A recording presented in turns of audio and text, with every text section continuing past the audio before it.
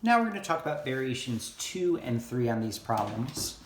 Variation 2 on the problem, still the seesaw problem, is what happens when our seesaw is not pivoted at the center. Okay, and so let's say, I don't know, I have one object here on the side. Maybe that's our lime. And we said that the mass of that lime was equal to, what was that, 0.5 kilograms. We do the mass of our board was equal to 1 kilogram. So the question here is, how far or where does that pivot have to be such that this system remains in static equilibrium? Well, let's draw on the forces, shall we? We know that the normal force is acting here, boom, because that's where the pivot is. We know here is the mass of the line. That's meant to be right at the edge there, folks. I just drew the line as not a point mass, which is kind of what it is. Now, we know that the center of mass of our board here is geographically in the center, and so I'm just going to draw that in there. Now, there is a huge temptation when dealing with a board like this to try and want to say like, oh, well, let's deal with the board in two pieces, the piece on the right and the piece on the left of the pivot. But that doesn't take advantage of the whole point of the concept of center of mass, which is that there is one point that we can pretend the entire weight force acts when we're talking about torques and potential energies and all those things. And so we want to exploit that, okay? So here we go, draw our pivot in. Let's say that clockwise, once again, is positive. The question is, how far over have we moved it, right? So where is that pivot? So if I call, let's say, the length of the board D, right? That must mean that this distance here is D over 2. And if I call this distance here X, that must mean that this distance here is D over 2 minus X, right? And so X would be how far the pivot was shifted from the center of mass of the board. And let's pretend that that's what the problem is to find. So here we go, pretty straightforward. I'm gonna do my sum of torques is equal to I alpha, boom, and that's some torques about that pivot, right? That is gonna go to 0. So all I have here is the torque due to the lime minus the torque due to the board is equal to 0. And so that's pretty straightforward then what I can do there. So this then is the weight of the lime, and so that is 0.5 kilograms times G. Once again, I know G is going to cancel out here. D over 2 minus X. And then here, the board is going to be the weight of the board, which is 1 kilogram G, and then just times X, because that's how far over it is. So our G's cancel out. So I've got half of this. So D over 4 minus X over 2 is equal to X. So D over 4 is equal to, looks like 3 halves X. Boom, boom, 2. And it looks like X is equal to D over 6. And that's how far over that the pivot had to move in order to make this work. Okay, so these problems where our object is not pivoted at the center of mass such that the weight of the beam matters, pretty straightforward. I can have as many things on this as I want. It's just another term in the equation and off you go. But let's go to the third variation and call that a day. So this is the one we were talking about where there were two supports, not one. So let's say I had the two supports, like my LaCroix cans, and my beam going across it. And let's say the mass of the beam, once again, is 1 kilogram. And I put my lime, once again, I don't know why I'm fascinated with this lime, but there it is. And our very massive lime of 0.5 kilograms. We put it not at the center. Let's say that this thing is a meter long, just to make our lives a lot simpler here. And let's say that I place my lime at 0.2 meters. So let's draw the forces that are acting on the beam. So here's the center of mass of the beam, force of gravity on the beam, force of gravity on the lime. And now what we're going to do is we're going to have two support forces. Now, technically, this beam probably is over the Lacroix-Cans by some amount, but we're just going to put one force in at the center of that, and I'm going to call this Fn1, and here Fn2, because they are just those support forces upwards.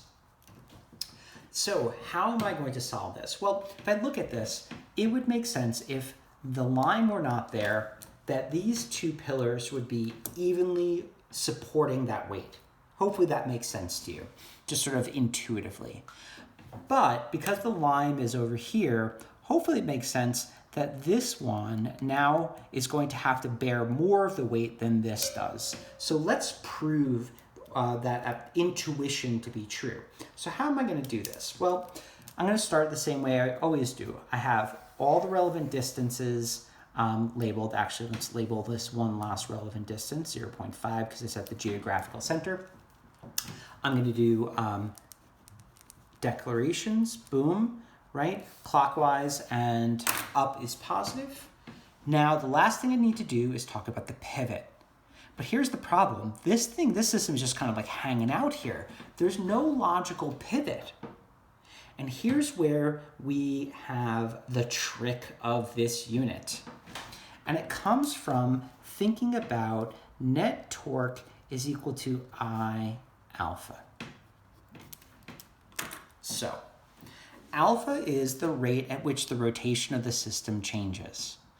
I is determined as the moment of inertia about some axis, meaning in order to have a legitimate torque expression, I have to specify an axis. But let's remember what's happening here. What's happening here is that alpha is going to 0, right? Just observationally looking at this thing, it does not change its rotational state. So, here's the trick. If the net torque is equal to 0 because observationally alpha is 0, that means no matter what axis this moment of inertia is about, the net torque has to be equal to 0. Because we're looking at it and it's not changing its rotational state. That means the net torque is 0 about all possible axes. It has to be, because there's no change. So if it's equal to 0 about all possible axes, that means it's equal to 0 about any possible axis. Meaning, folks, I can randomly pick whatever axis I want and it has to work. Now, we didn't do that in the previous problem because it's logical the axis that system most likely in a later part of a problem might rotate about, where the actual fulcrum of that seesaw is. But in these problems, that's not really obvious. And so we're going to exploit that fact. So we get to pick. So where are we going to pick? Well, let's remember the fact that analytically, when the force acts through the pivot, it creates no torque. There are two forces here that I don't know. If I place the pivot point at one of those forces, it's not going to have a contribution into the torque term. And therefore, it gets rid of one of my unknowns in my torque equation. And so that's what we're going to do. We're going to pick a logical pivot such that it analytically makes our torque analysis easier. Now, caveat on that, folks. If in a later part of the problem, it says like, oh, pillar 1 goes away and the system starts rotating, you'd want this to be the pivot. But absent something like that in a later part of the problem, you're just going to pick something that gets rid of forces from our torque equation that makes our life easier. So with this being said, that being a rotational axis, I can construct my torque equation. I'm going to have a positive torque due to the board, a positive torque due to L, and then a negative torque due to normal force 2. And this does not appear in our equation because it's going to have a lever arm resistance of 0 is equal to 0. So here we go.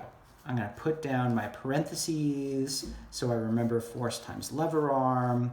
Also spatially, it makes my life a lot easier. So here, it's going to be the weight of the board, which, technically, I mean, let's just calculate it. Fg is equal to mg for the board.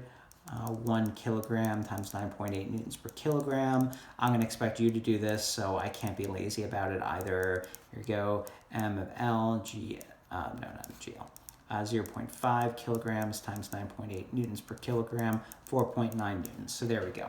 I've got the force of gravity on the board, which is 9.8 newtons. Notice here, G is not going to cancel out because one of my forces, Fn, is not a weight force, and it doesn't have an internal G in it, so I can't just do that. So here, the board is 0.5 meters away from the axis that I chose.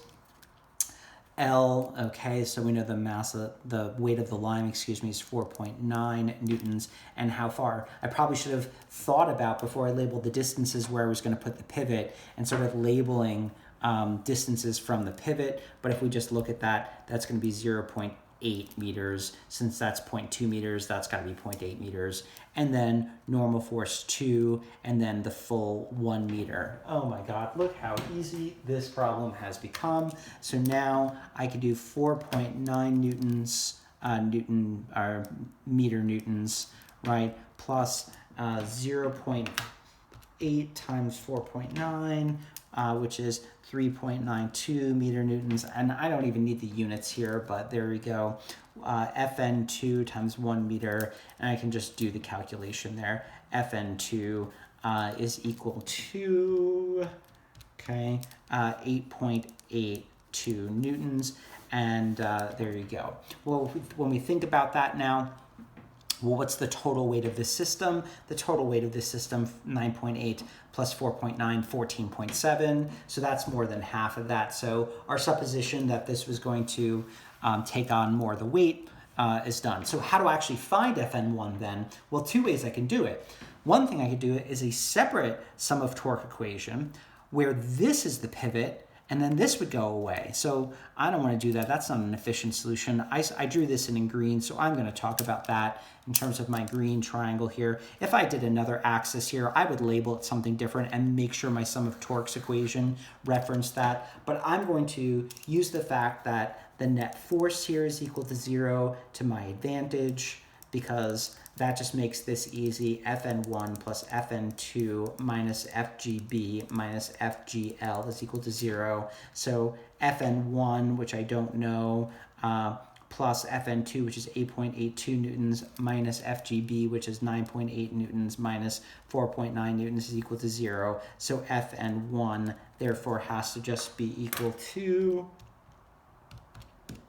okay, 5.88 newtons. Once again, the supposition that this is bearing more of the weight pays out, and that's how we deal with these beam problems. We're going to look at much more interesting geometries with these beam problems later, and I would implore you, if you need a little extra help with these, the sample problems in the textbook, specifically 12.1, 12.2, 12.1, 12.3 would be very helpful in terms of this conversation that we've had here.